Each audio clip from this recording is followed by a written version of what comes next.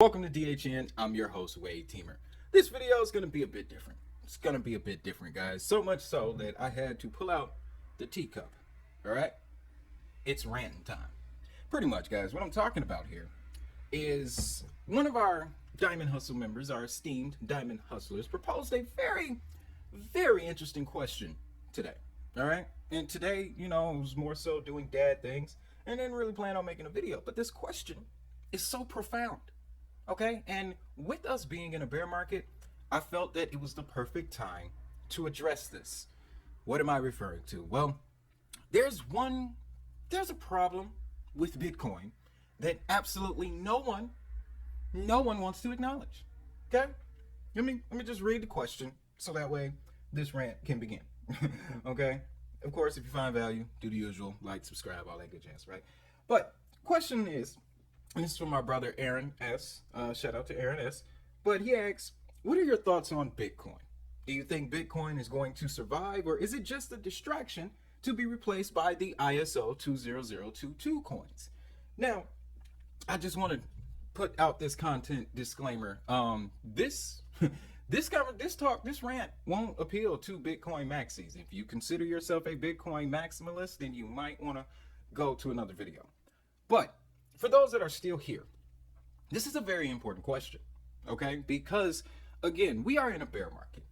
And this is going to be one of the prolonged ones. It's one of those periods in between the halving cycles that Bitcoin goes through, right?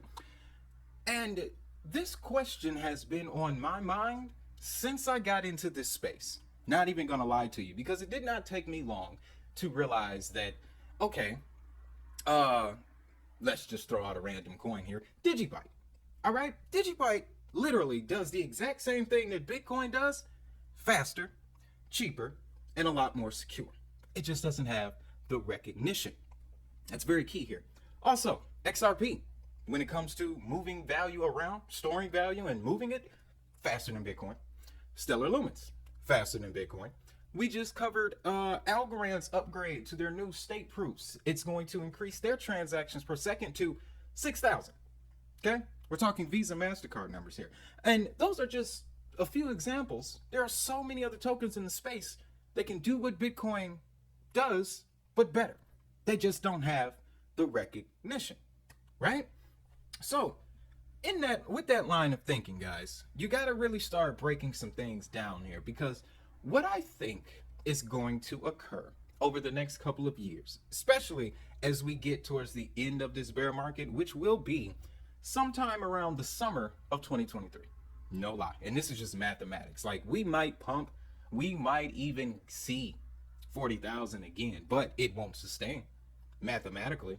If you want to use charts, you want to run the charts, mathematically, Bitcoin is not in a good position. Okay? Now, that's just Bitcoin itself, but you also have to take into account the real life situations that are occurring at the same time. And you also have to take into account that this is technology we're dealing with here, people. And just like with technology of the past, there are the first movers that they call them, okay? There are your first movers that introduce you to the form, okay? Introduce you to the technology. Let's take it all the way back to the credit debit card situation, right? When they first started to roll out, and I hear that this goes back as early as the 60s, okay? But when these cards first started rolling out, nobody was using them. Nobody wanted to talk about them. There were small select camps that, would use them and saw the benefit that they would bring to people, okay? That was the first stage of it. Now, credit and debit cards are a norm. It's every day. But what you don't see is Diners Club Incorporated anymore. They got bought out by Visa, MasterCard, American Express, one of the three. But pretty much, you don't see Diners Club of America credit cards anymore, but you do see faster, cheaper, more efficient variations of it. If you don't believe that the same thing is going to happen in crypto, then come on now, what are you doing? What are you doing, honestly? Now, if you're curious as to how I may be qualified to, make this opinion, because I got more for you. I just want to put this piece out there.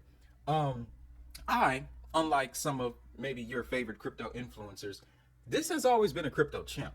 I did not come in towards the end of 2018, get hot on one overly leveraged trade, and then try to recreate that process for the next 2 years. No, okay? I got exposed to Bitcoin in October of 2019, and what exposed me to Bitcoin was its functionality in the first place. I don't trade cryptos. I've done it before.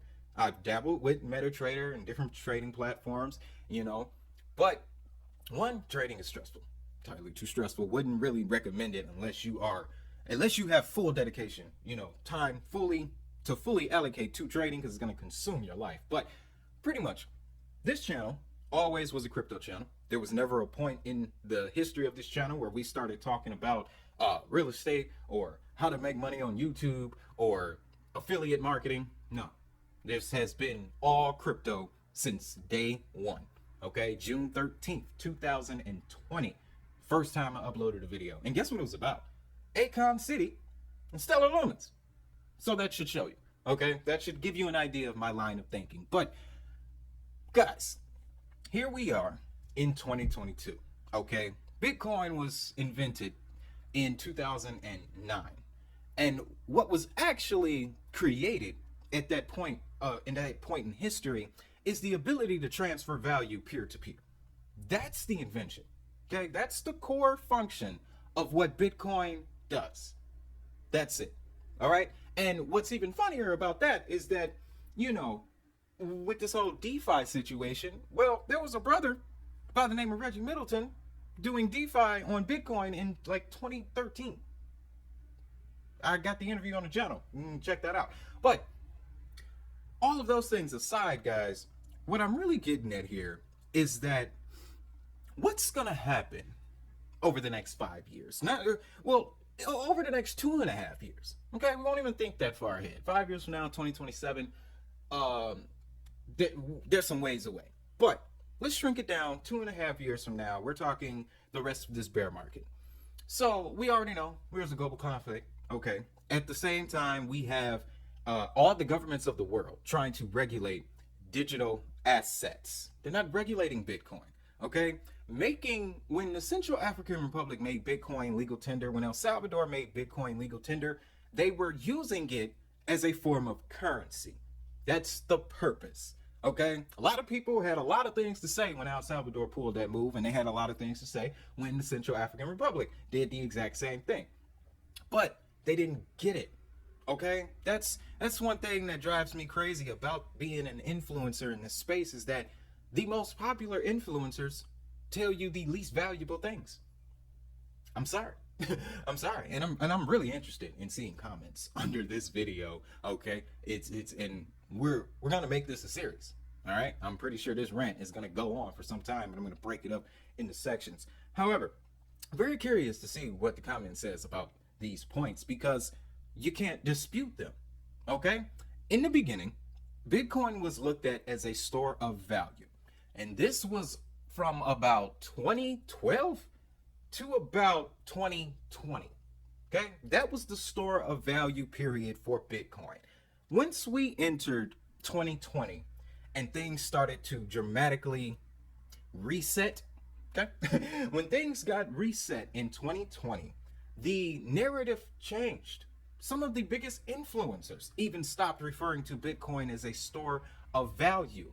And I also noticed too, being an influencer in this space, I remember the moment that it became all about altcoins and it became all about Ethereum. I remember that moment. It was after, once Bitcoin reached $3,000 again, a lot of people couldn't handle it. They could not process that. It was like, what's going on here? All your shorts got liquidated, okay? And yes, if you longed it from 3K to 60K, oh, by all means, I bet you are in the money. And I don't take anything away from people that put themselves in that position. But that's not the majority. That's far from the majority, okay? As a matter of fact, you can look this up, statistically proven.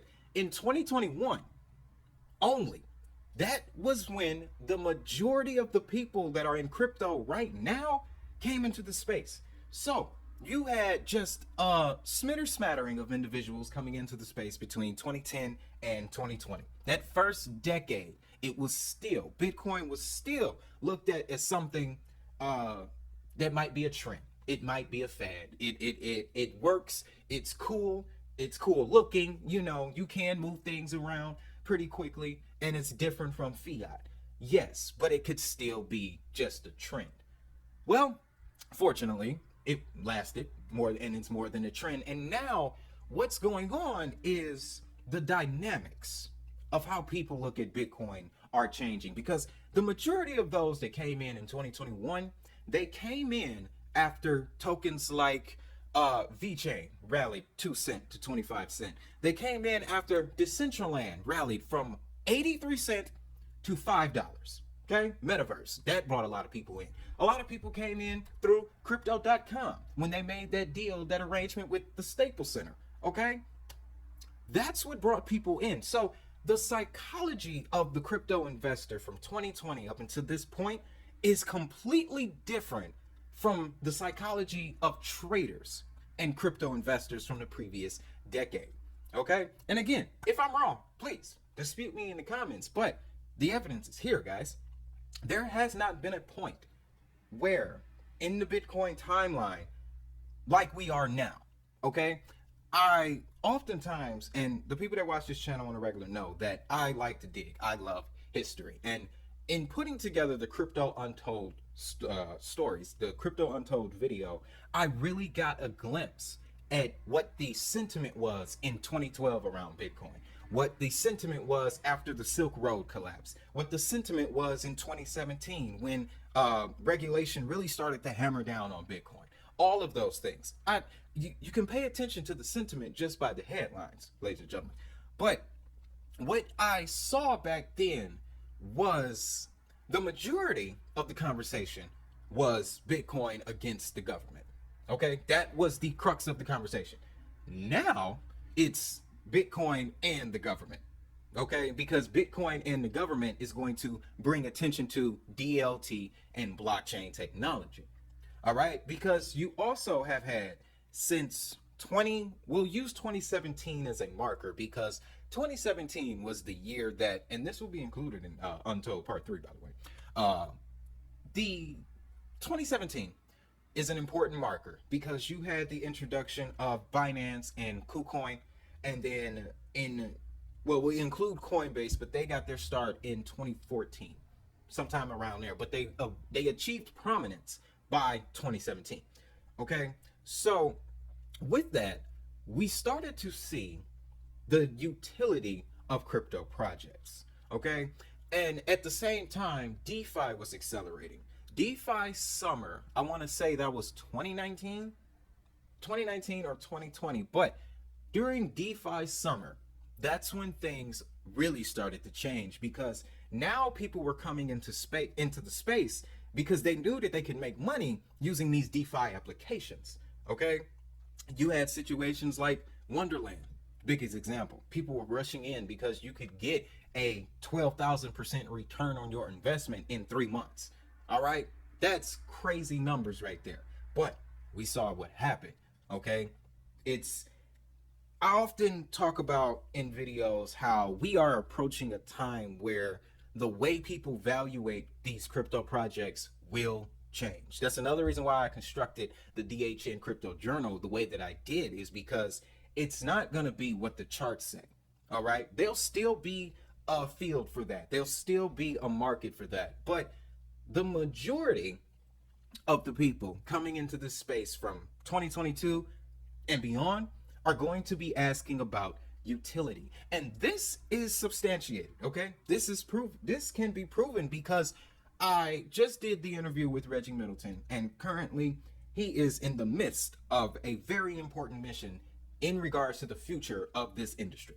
Okay, I'm just gonna put it like that. Again, you guys can check out the interview. It's actually one of the most recent videos. But what I learned was that Coinbase, in their financial reports for the coming year, 2023, they see this following event happening.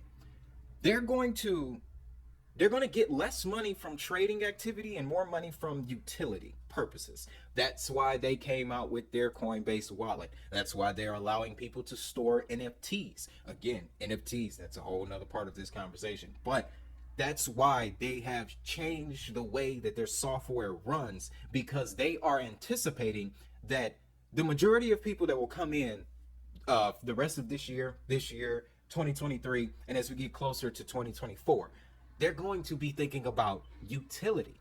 All right. And that is very significant, because if they're preparing for that financially, then they know something, they see something, they have a different set of data than the majority, than the retail investor does. Okay. So with that line of thinking, you have to then take into account, well, okay, if they see less money coming from trading activity, and of course, whatever your opinions are on Coinbase, Brian Armstrong, how they do things, that's not necessarily the focus. The focus is the information and their position in the market to access this information and then respond accordingly. If their response is predicated upon less people trading, then you know that this market is about to look vastly different. Okay. And again, I'm not saying that traders will go away. There will always be a market for it, just like with the stock market. People are going to trade, leverage, borrow, all these types of things. It is a form of liquidity that we need to still exist for now. Okay.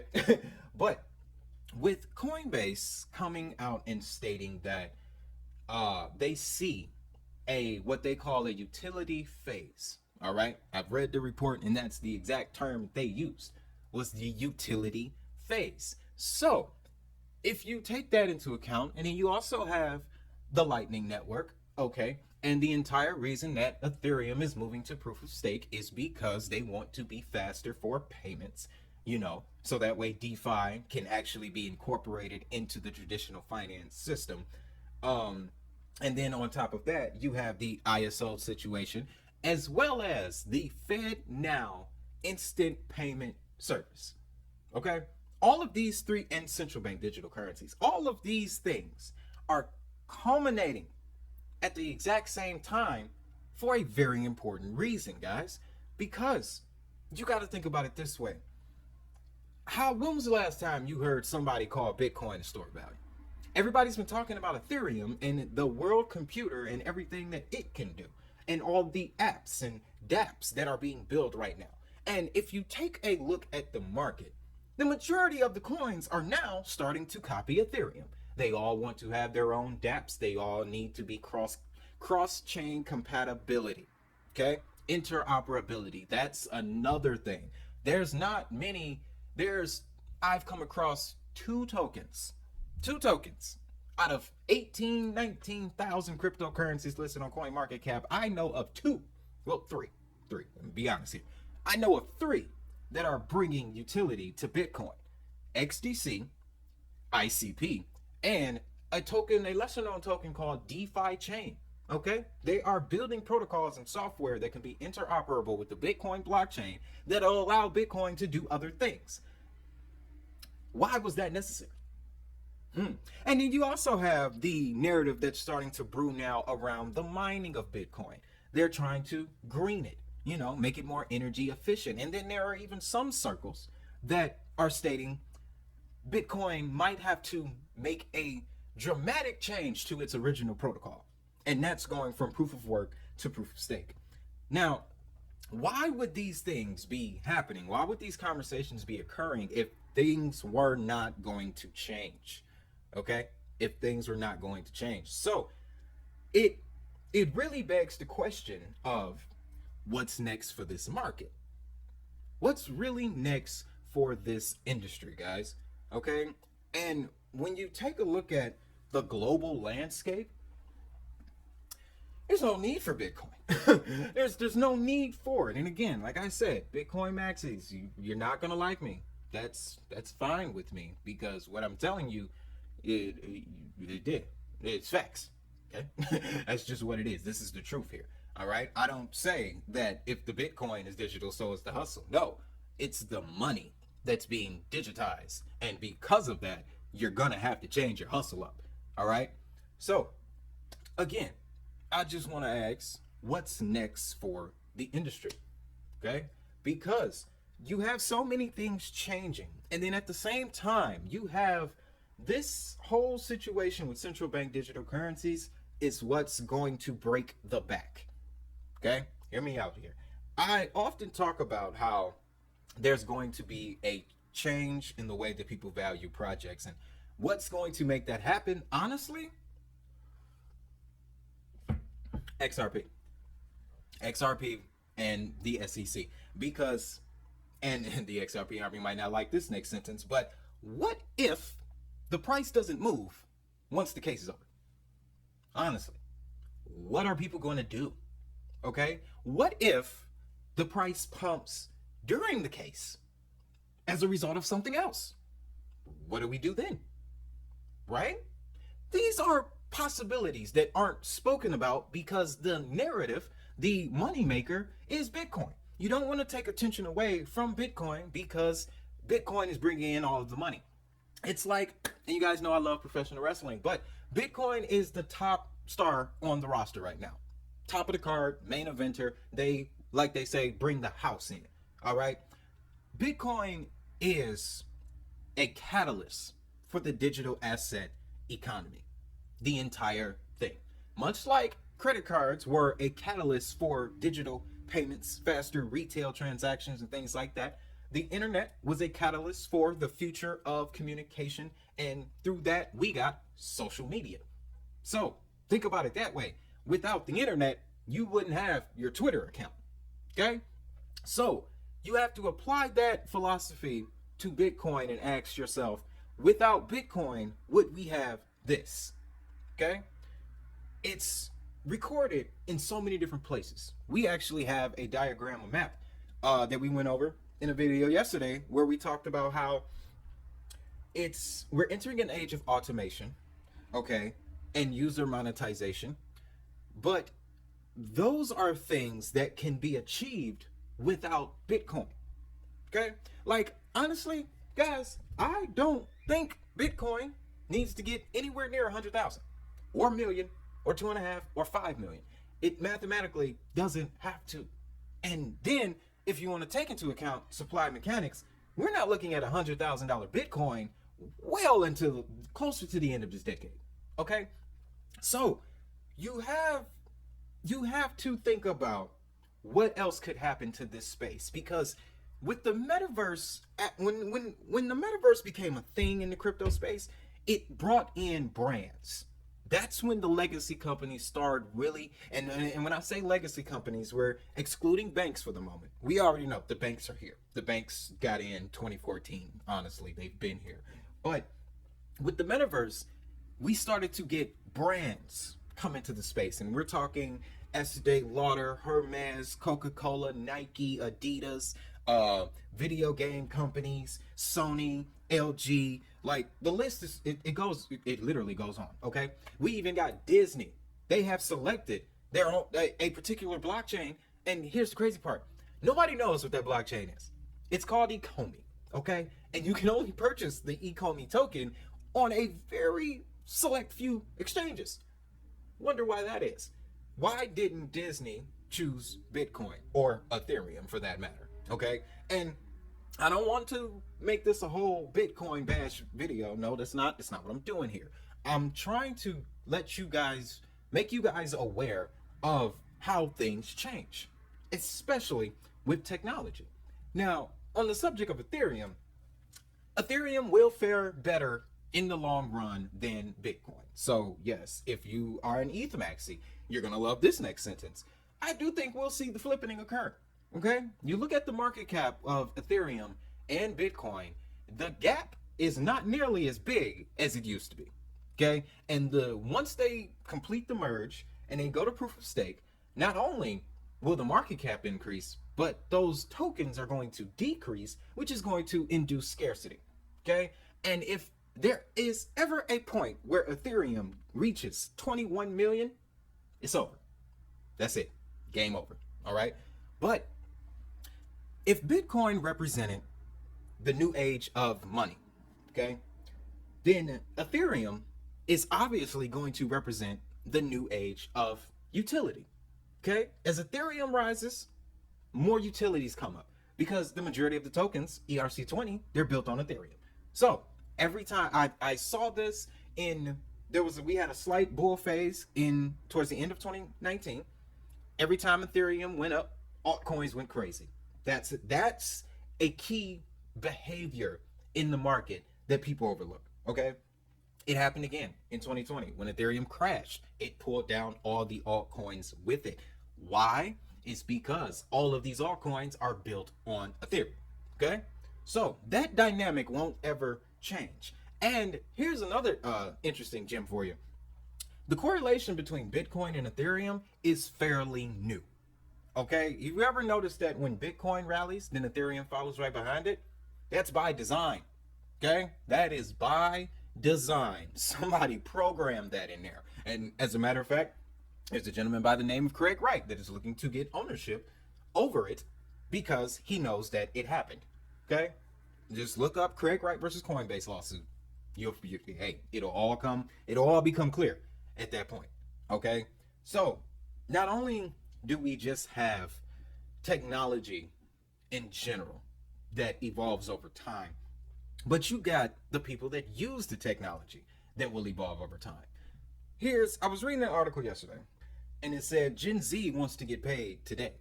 Okay, now if you don't know, Gen Z, that's our babies. That's our children. That's the next generation to come up after us. Okay, us 90s babies, 80s babies, we got the internet. Cool. We got social media. Cool. It probably destroyed our mental health, but hey, we got it. And some of us use it for better things than others. But what are our children going to get? Okay, because their version of social media is like this. TikTok. Okay, that's their social media. That's just what it is. TikTok and YouTube. Okay, so what is going to come next? Well, that's the metaverse. Okay, and inside the metaverse, you'll be able to do things. You'll be able to communicate. You'll be able to participate, and you'll be able to transact money. All right, Meta has this commercial out, and this is the most mind-blowing shit I've ever seen. I'm sorry, but they have this commercial out, and it's this guy. He's from Africa. He's a cyclist, okay? And part of his training with his team takes place in the metaverse. Then at the end of the commercial, you'll see there's a competition, okay? A metaverse competition, cyclists racing, but you see cyclists from different parts of the world, and they're all coming together within this metaverse, okay? Don't underestimate the power of ad placement, marketing.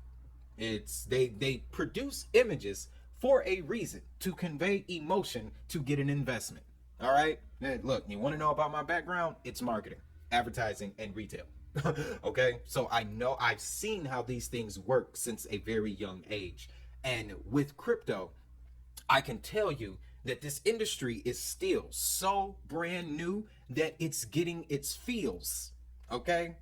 Its feels. It's getting all of its feels for the rest of the world. Still a baby.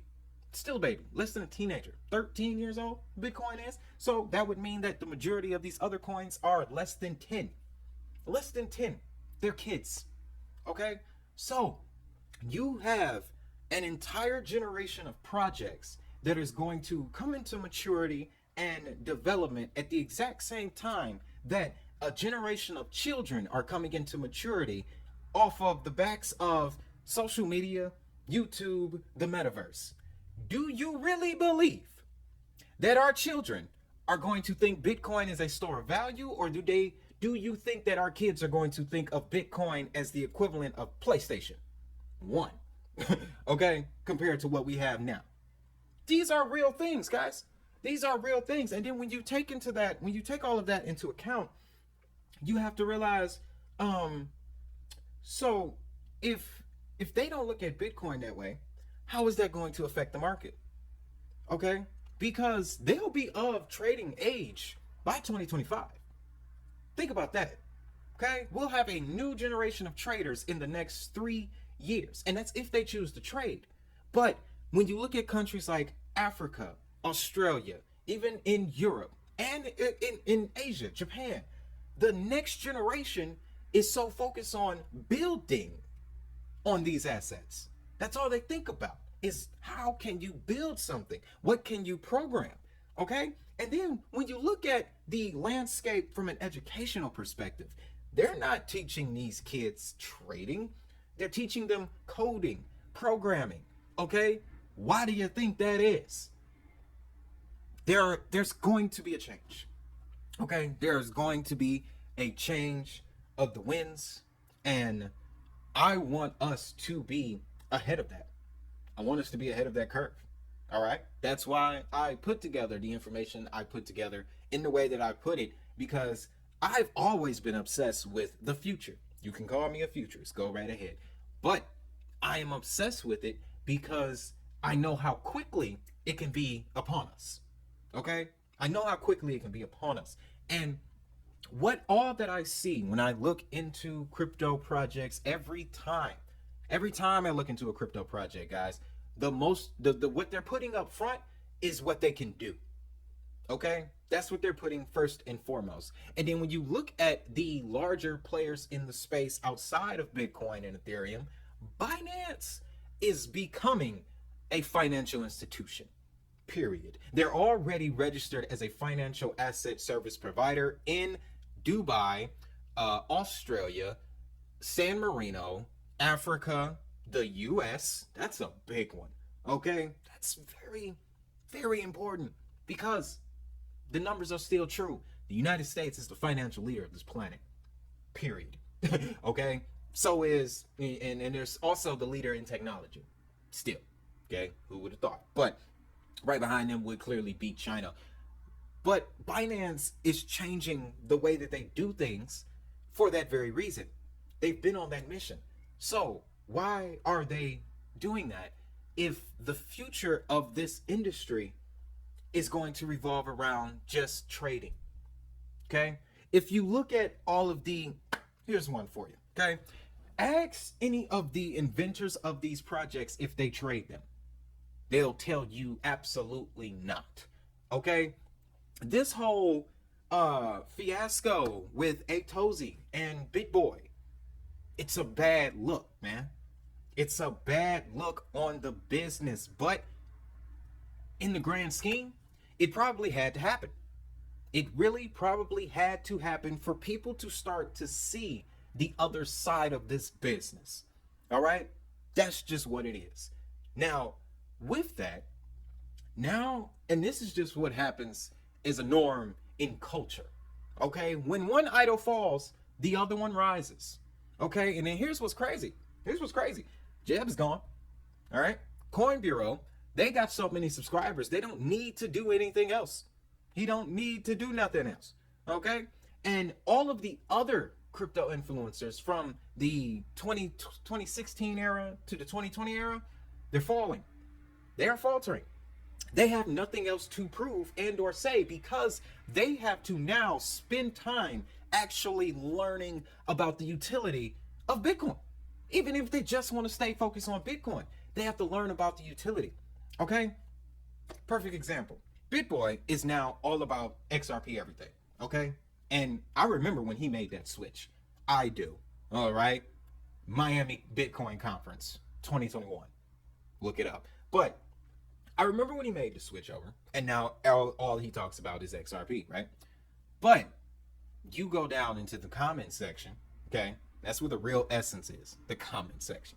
But you go into the comment section, and you'll notice that the level of information is really not there, okay? Because he's promoting XRP strictly off of the strength of it being involved with the SEC.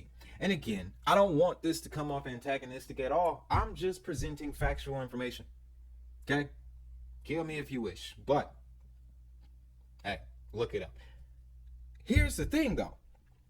With XRP being a payment coin, the US just came out and stated that the Commodity Futures and Trading Commission will be responsible for payment coins. So what is the SEC doing? Like, what's their purpose? What's their point? So what's going to probably happen by default is that they'll settle. Okay, but the price won't move. It won't. It just won't. Because you got to think about it. I don't know about you, but I was holding XRP on December 12th of 2020, the morning that they made the announcement. Okay? And this was only a few days after XRP cranked from 25 cents to 83 cents. Only a few days after.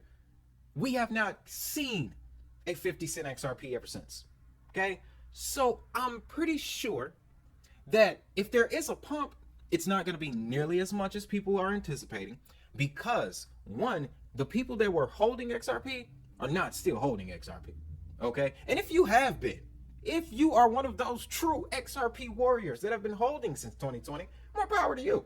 All right? But I'll admit, I have not.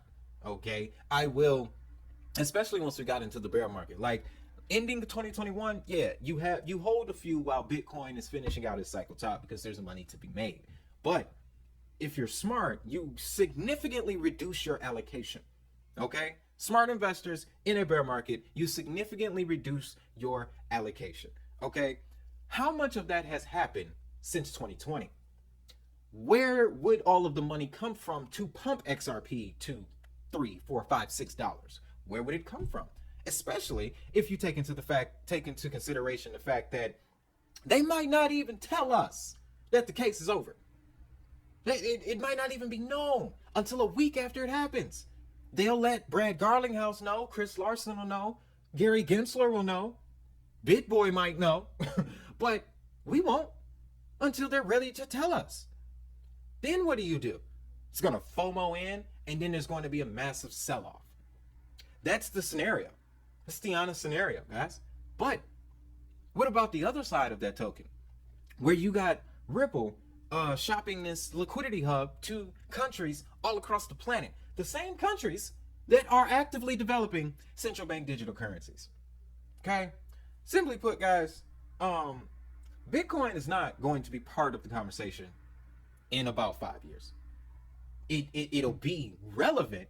It'll be looked at as the beginning of everything, but it won't be relevant compared to tokens or coins, blockchains that can do what it did 6 times faster, way cheaper, greener, more efficient, so forth and so on. Okay?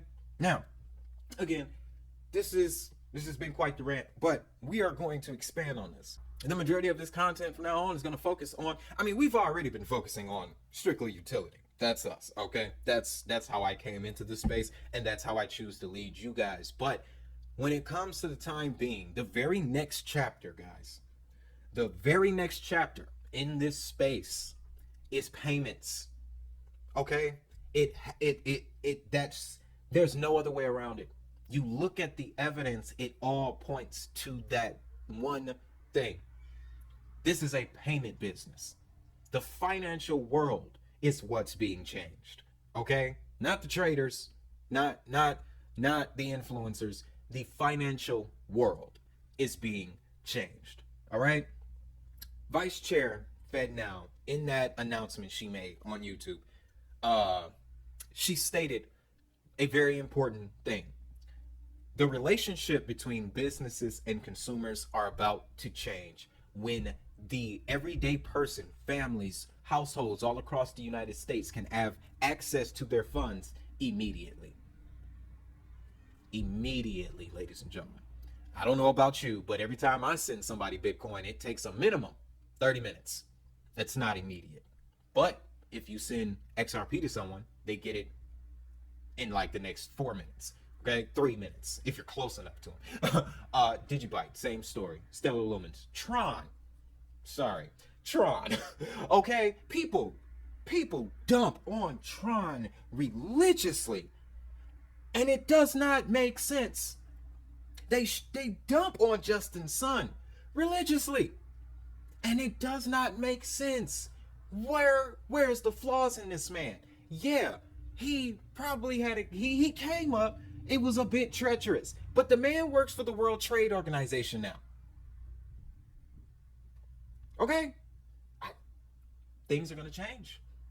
Things are going to change, and that's what people don't want to acknowledge about Bitcoin.